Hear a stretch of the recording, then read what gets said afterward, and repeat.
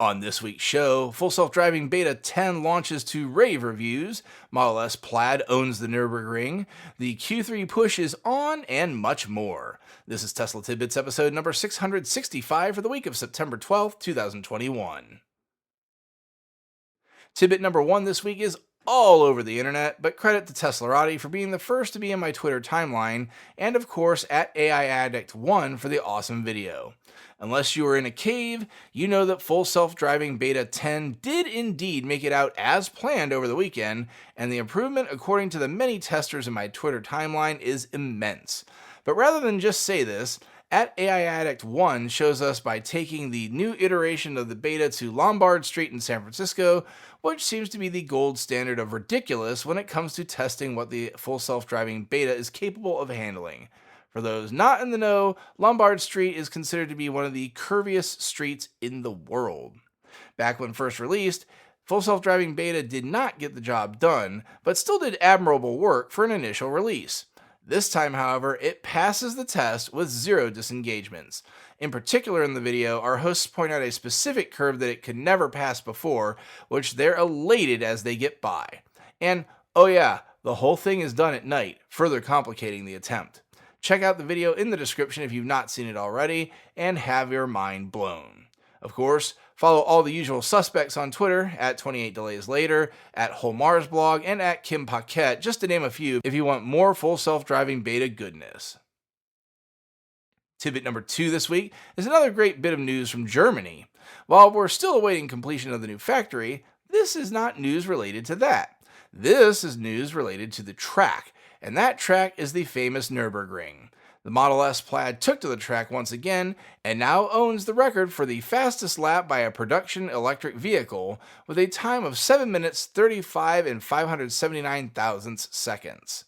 Tesla's driver, Andreas Simonsen, drove the crap out of that car, pushing it to the absolute limits. You can see his performance in the link in the show description from the official Nürburgring account. It is truly something to behold. The lap is not only brutal on the car, it is brutal on him as well. Up third this week is proof in my mind that Elon is completely right about vision-based full self-driving, and it comes from WholeMarsBlog. It would seem that some folks in Kiev, Ukraine have somehow found a way to grab an old version of the full self-driving stack, version 8.2 according to WholeMars. In the video from Dr. Elon on YouTube, they go through the streets of Ukraine showing that even in the old revision of the software, by and large, it works very well. Yet again, another video, so please check out the link in the show description and see it in action for yourself. Later on in the same Twitter thread, Hacker Greenly only noted that it seems that Full Self-Driving Beta is under official testing in Europe. Quote, I see the outputs and locale-dependent settings. EU is supported and Full Self-Driving Beta is officially testing in EU, just with people under NDAs, obviously, so you don't see the videos published, end quote. So that bit where I said please be patient to my non-US listeners last show, maybe you'll not have to be as patient as we all may have thought. Of course, regulation is still a thing, but at least there is actually testing in progress, and that's great news for all non-US Tesla fans. Tidbit number 4 is pretty much a recurring theme with Tesla, but this time there's a bit of a twist according to Reuters.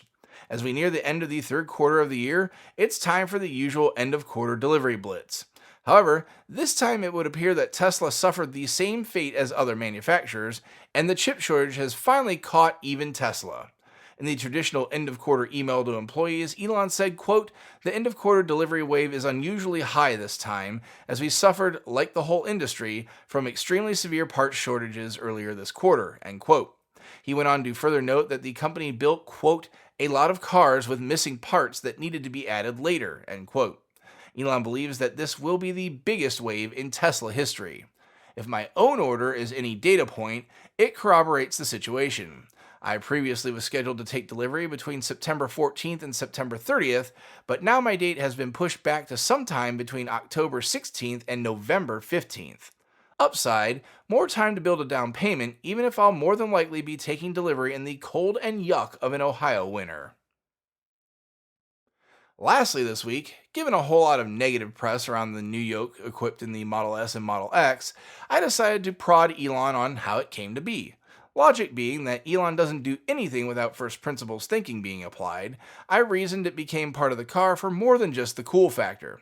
So I tweeted at him, quote, "Given the latest round of FUD, I thought I'd ask Elon Musk what the purpose of the yoke is on the new Model S. Knowing you, it's not just because it looks cool, because that wouldn't align with first principles thinking. There has to be some sort of advantage to it. What is it?" End quote.